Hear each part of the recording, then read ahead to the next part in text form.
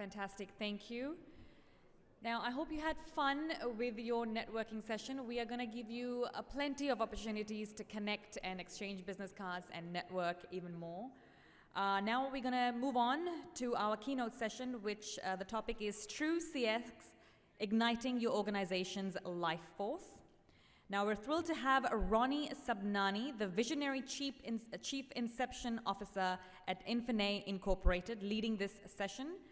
Now Ronnie's groundbreaking perspective on TrueCX will shed light on how we can evolve our strategies to do more than just reach our audiences, but also learn how to truly resonate and connect with them. So a warm round of applause for Ronnie Sabnani, please. Thank you.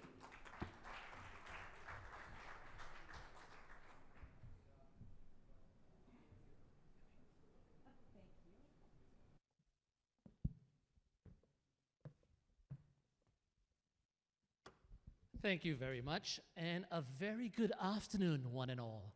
How are we feeling right now, just coming back from lunch? Fantastic? Yeah? I hear sleepy. So I'm not, in a lot of the workshops that I run, I normally get people to stretch, stand up, wave their hands, do a bit of dance. We had some great songs that Henry had shared with us during his presentation.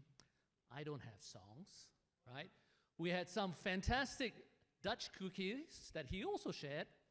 I don't have that. I apologize for that. And we had some very interesting exercises that Rhonda and Dr. Jihan took us through in that fireside chat. And again, I don't have that, right? But what I do have is a perspective on what I would like to share with all of you. Tell you a bit more about what we've done with regards to our interpretation of that term, CX. Yeah? And I'd like to invite all of you to shift your perspective a little bit. We see all the banners around us about CXO. We've heard some insightful perspectives this morning around different aspects of how we as leaders can change. How can we address or overcome VUCA? How can we utilize swarm communication for success? How can we adopt various innovations that Henry talked about in a way for us to be able to drive that change and success forward, irrespective of whichever role that we have in our organization? And one of the other changes that you'll see, or differences you'll see from me, is that I don't tend to stand in one place. So it's a way for me to make sure that all of you are alert and fully focused over here as I walk through the stage so I can call out any one of you. So team, what is the CX that I'm asking you to think about? I'm asking you to think of a different perspective. And the X over here, which I'm so grateful for Rhonda early on, is experience. So regardless of whether it's chief financial, chief executive, chief operations, chief inception, chief inspiration officer, I like to think that the X actually represents what each and every one of us embraces as part of our natural style of leadership.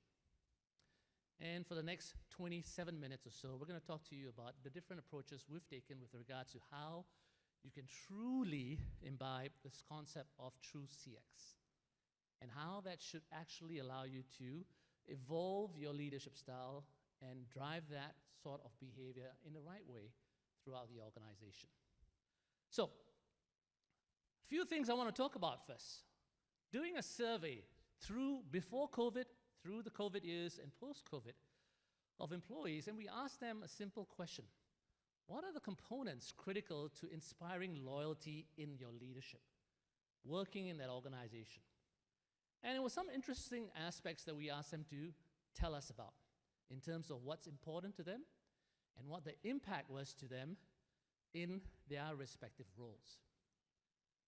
And much as we like to think that salary plays a very important part, what we found through this particular exercise that we did is that the number one most important component critical to inspiring loyalty in your teams was whether they had a meaningful experience. What does this mean?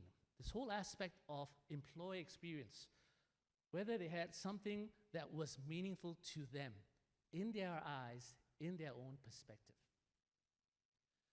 So we're going to explore what that actually means and what are the elements that we could utilize to contribute towards this meaningful experience. Here's what I like to do, everyone. Just bear with me for a moment, because I like to be a bit more intimate over here. That's okay. So as I heard from many of you this morning, and as surveyed and spoke to many of you through lunch and post-lunch, I gathered that there was a huge amount of experience that every one of you brings to this particular conference this week. I'm going to ask you to indulge me in a little exercise. Whatever your role is, I'd like you to think back to an experience you've had either with a manager, your boss, or with a team member, someone that you manage. I want you to think of the most memorable experience you have had with that individual over the course of your respective careers. Okay? You have that picture in your mind? It can be a positive experience. It could be a not so positive experience. It doesn't matter. What I'd like you to think back and recall is an experience you've had with another member of your organization, a leader or not, but one that was very memorable for a variety of your own reasons. Very memorable because that person was delightful in that conversation with you or in the interaction with you. Very memorable because some of them were quite narcissistic. We heard those terms earlier this morning as well. What do you do with a corporate bully? Whatever that may be. Have you all got that picture in mind, that scenario? Yeah? All got that? Okay. Here's what I'd like you to do. Close your eyes. Think back to that particular scenario. However many years ago, however recent it was. And picture in your mind that entire interaction. What was the other person saying to you? What was the other person's body language? What were his expressions? What was the objective of that conversation, both from you and from the other person? How did they respond to the way you communicated to them? What did they say? What did they not say? What messages were being conveyed by you that landed on them in the way you intended? What words were being used by you that landed on them not the way you intended? Think about the environment you were in. Was it a room? Was it a coffee shop? Was it in your office? Was it at their desk? Think about all the external factors in that particular moment. Okay? Got that picture in your mind? All right? Okay. Open your eyes now. Now, if you think about that particular experience, what stood out for you in that interaction? What was missing where it led to perhaps a lack of a meaningful experience, not just for that person, but also for you? And here's an interesting part. When you actually go across every single one of those interactions you've had, there are 4 common areas where you see the factors influencing that particular interaction. 1, whole element of trust. And here's an interesting statistic. 82% of employees refuse to engage or find it difficult to engage with people they do not trust. 2, this concept of resonance. People are more likely to stay loyal to you or the company, and in this slide you see over here brand, because that's what it is. It's not just you, but your personal brand, when you engage with them meaningfully. 3, uniqueness. Many employees say, and I'm sure it's not a surprise, being treated like a person, not just an employee number, employee ID 34102, that was one of my employee IDs in the company I worked with many years ago, is very important to them to winning them over. And finally, being encompassing.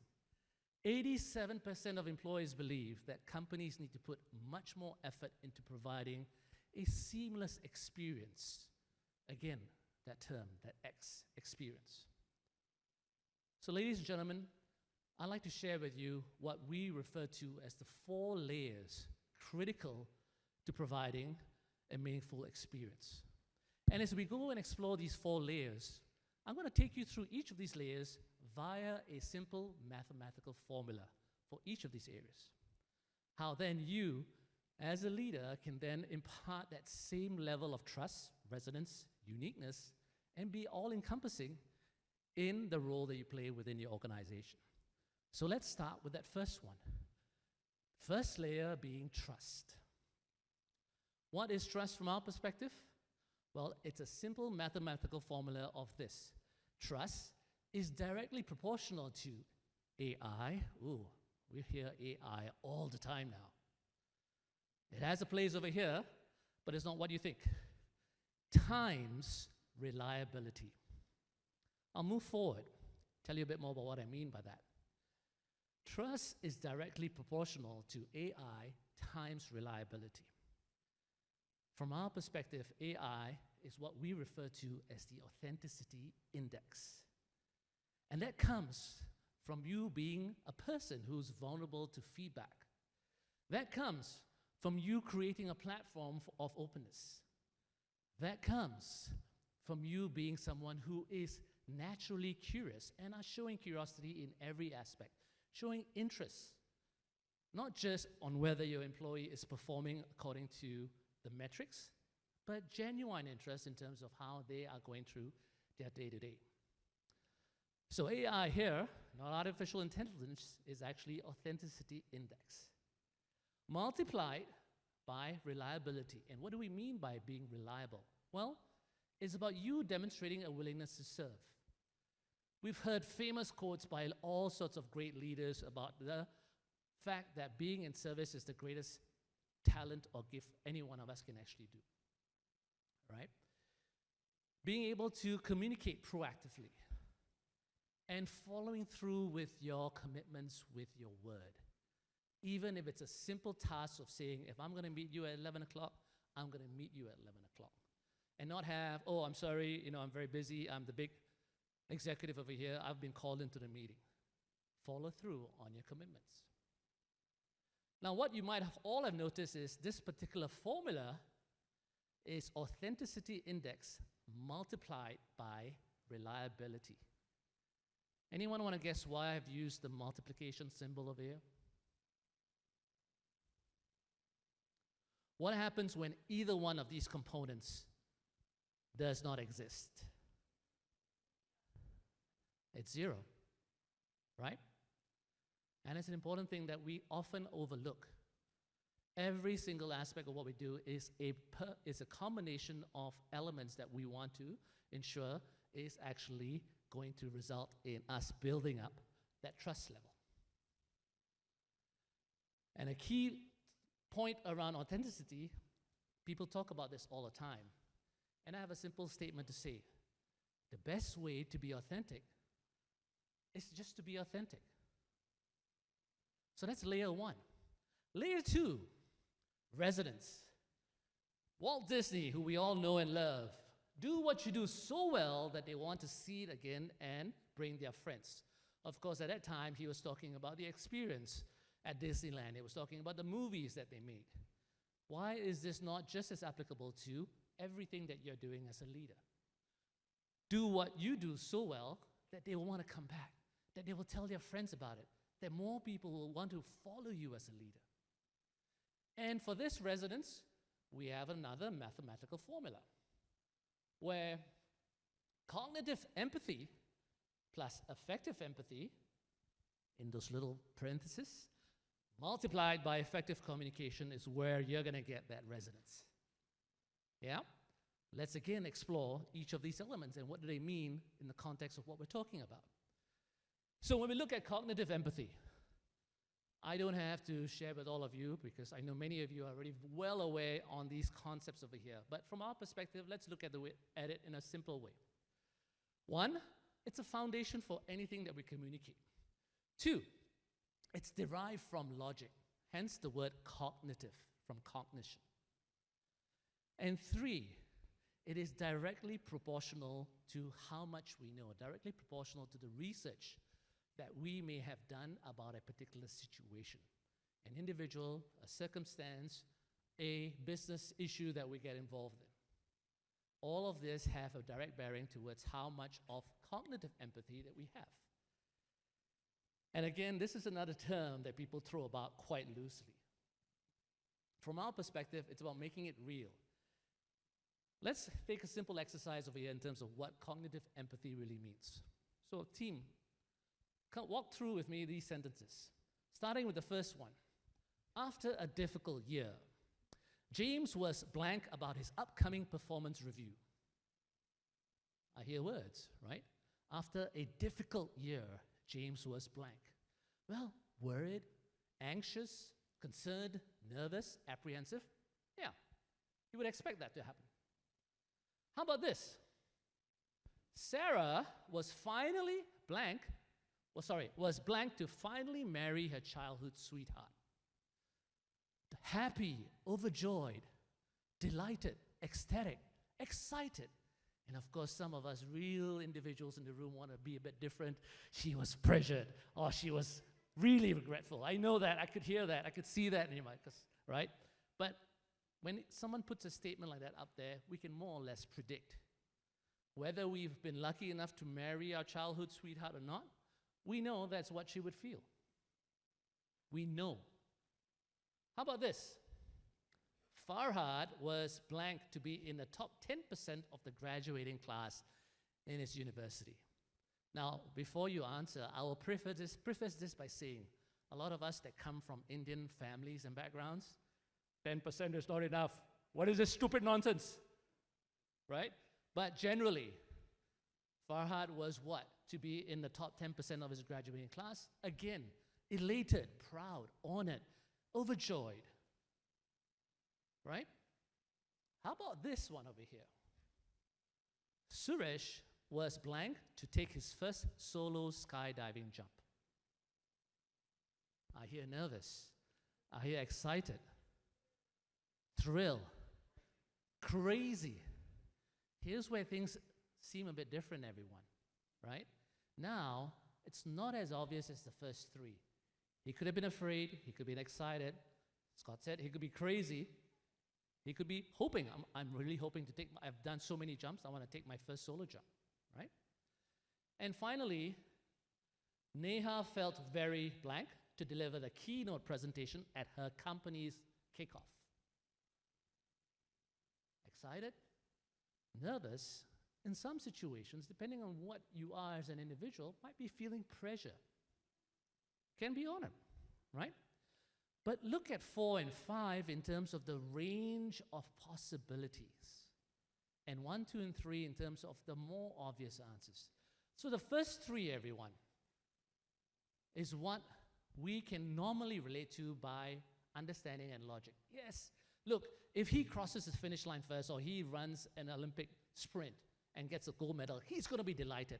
Are we Olympic runners? We're not. But we know that, right? But 4 and 5 is where it gets a bit into the unknown, and that's where affective empathy comes into play. Affective empathy builds on cognitive empathy. It's deeply rooted in what we call mirror neurons in terms of how we mirror the feelings and the situation that others feel. And it is the one that helps us to actually enhance the connection. And when you think about it from this perspective, when you look back at these 5 statements over here, 4 and 5, the answers that you give over here will very much depend on your own personal perspective or experience. Nonetheless, a very important aspect in terms of how then you can take it to the next level and establish that resonance with your team members. So that's effective empathy. What about communication? We talked about effective communication being an element of developing resonance. From our perspective, simple 3 statements we ask all of you to think about.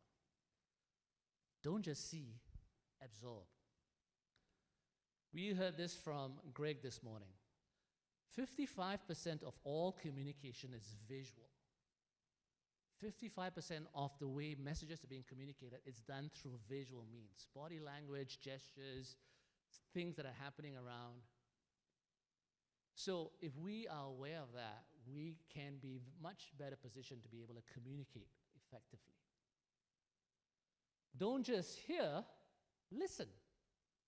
Practice the art or concept of active listening, where you are actually listening to the other person with all your senses, not just with your ears, but with your eyes, with the environment, with the touch, every aspect of understanding what you can do to effectively communicate.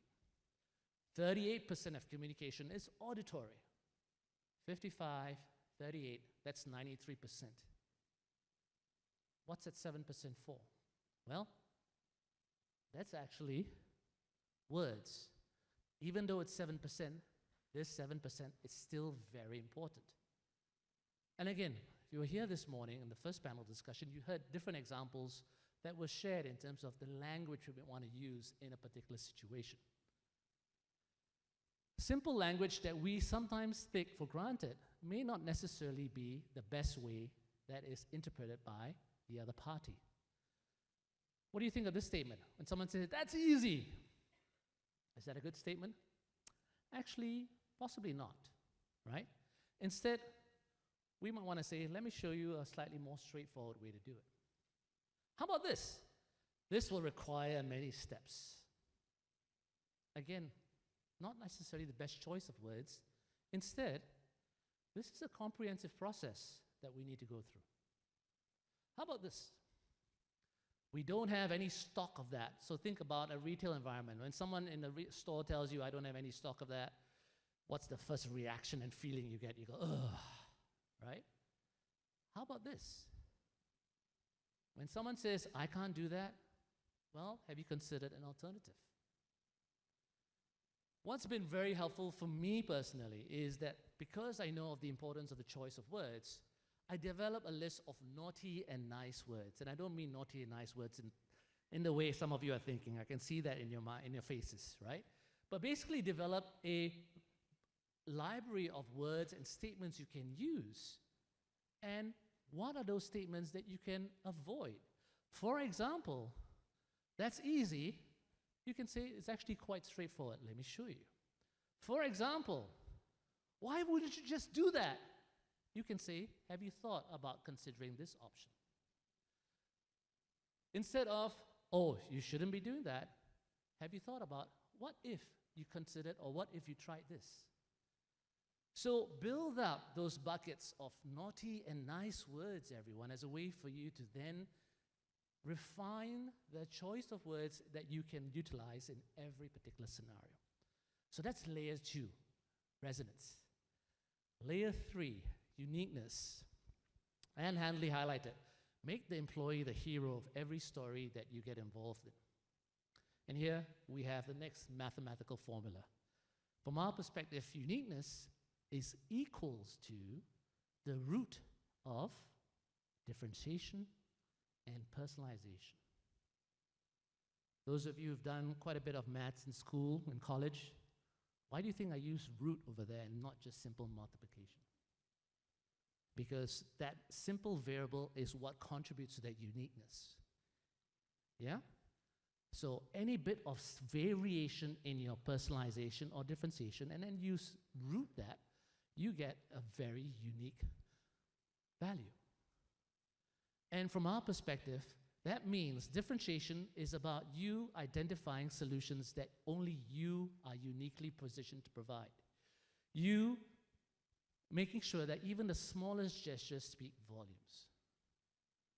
And remembering and reminding ourselves that being different is not a differentiator. So if you're say, I'm a leader who's very different, I'm very thoughtful, I spend a lot of time having beers and drinks with my team members, well, you may be different, but that doesn't mean that's a differentiator. Personalization. How do you do that? Well, quite often we don't even use the very fundamental aspect of using names. When we speak to someone, okay, come in. Let me talk to you about the performances thing and all that. But we don't just think and pause over there and say, hey, Michael, let's talk about a few things over here. Now, Michael, I understand that. Using their names has a very simple way and powerful way of disarming any particular situation. Yeah? Understand and adapt to the emotion. And again, this goes back to some of the points that were shared this morning. Understand, don't just see, absorb, understand the emotion that that person is feeling at that point in time. Neil had highlighted it takes 7 minutes. If a manager is having a bad day or a bad mood, it takes 7 minutes for that to permeate through the organization. Understanding how you can use the emotion to your benefit.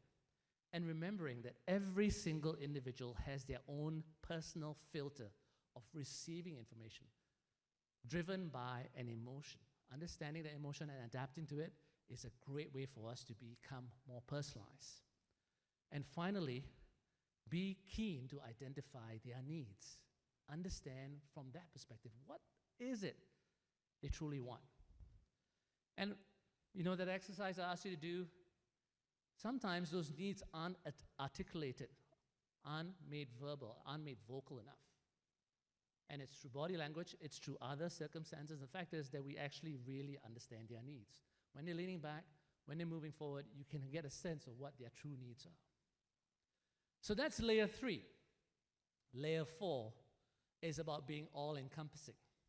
Here's another quote that I like, and I find this very applicable not just to areas where we're talking about customer experience, but just as much in areas where we're talking about the employee experience. In the fact that when you have every contact with the customer influences whether or not they'll come back.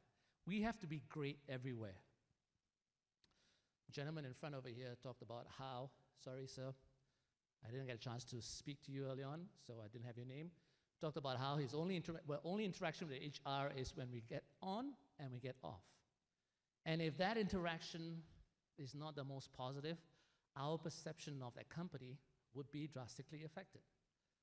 So having a means to be encompassing in every particular way, which means being encompassing is directly proportional to every experience channel that we put in place to the power of plus. That means we have to do this in a simple step manner, but in a manner that allows us to only build that channel when we are ready.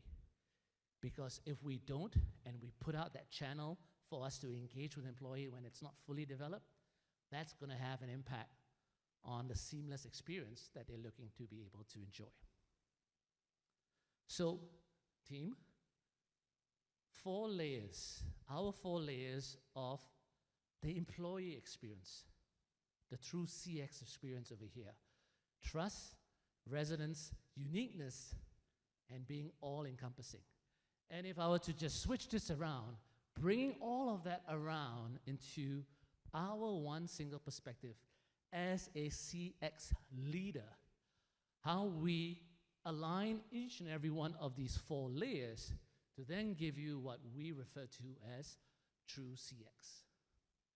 And how TrueCX is then going to be able to ignite the very life force in your organization such that it permeates in every single aspect of the organization, whether it's in sales, whether it is in purchasing, whether it's in operation, whether it's in human resource, but just as importantly, how TrueCX powers the very life force of your entire organization. So I'll leave you with a few final thoughts. Something that I personally found to be very useful for me in every interaction that I get involved in, whether with a team member, whether with a partner, whether with a client. And that is this: always take that extra step. Here's an interesting thing. There are no traffic jams on that extra mile that you go. When you take the extra step, your employees, your team start to see that difference. Make this experience a way of being. I don't know if any of you are familiar with the movie Forrest Gump many years ago, but there's a particular line he used in there. That particular line is the same interpretation of this line by a famous Greek philosopher.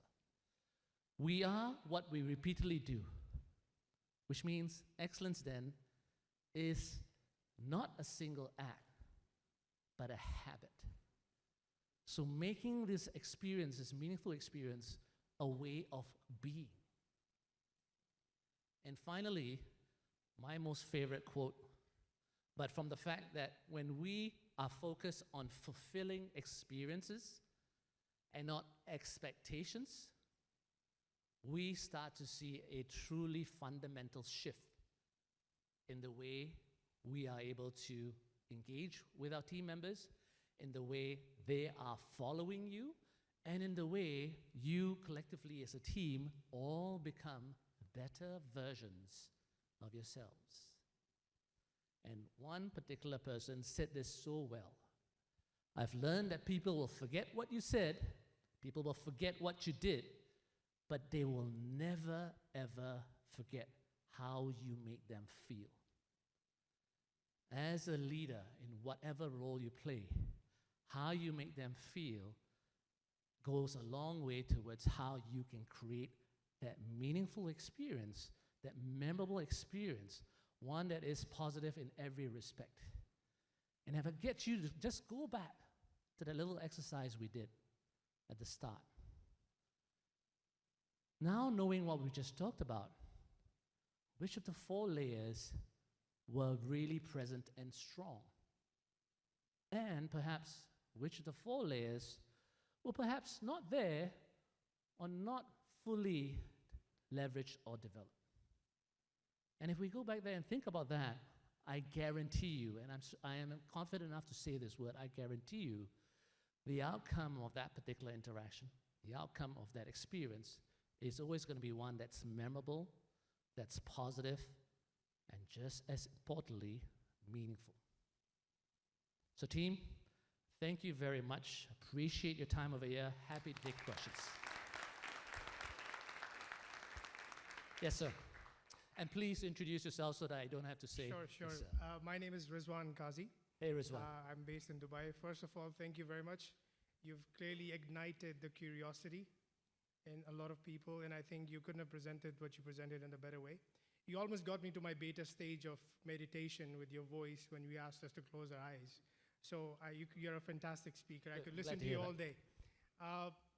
The application of True, obviously I've never seen anybody present CX the way you have, right? How do you see this applied in the other side of the business, not perhaps the human resources side or the coaching and education and training, but product development, marketing, brand building, etc.? And I'm not going to say that's a great question, right? Because Rizwan, you could have, but that's a very insightful question, and more importantly, a very relevant question that a lot of us are thinking about, but perhaps don't always have the right approach. Here again is where that term CX comes into play. We use CX in this particular instance interchangeably with customer. But from my point of view, the customer can be my partner, my external partner, the organization that supplies me with parts and tools to manufacture my product. My customer could be the other department, right?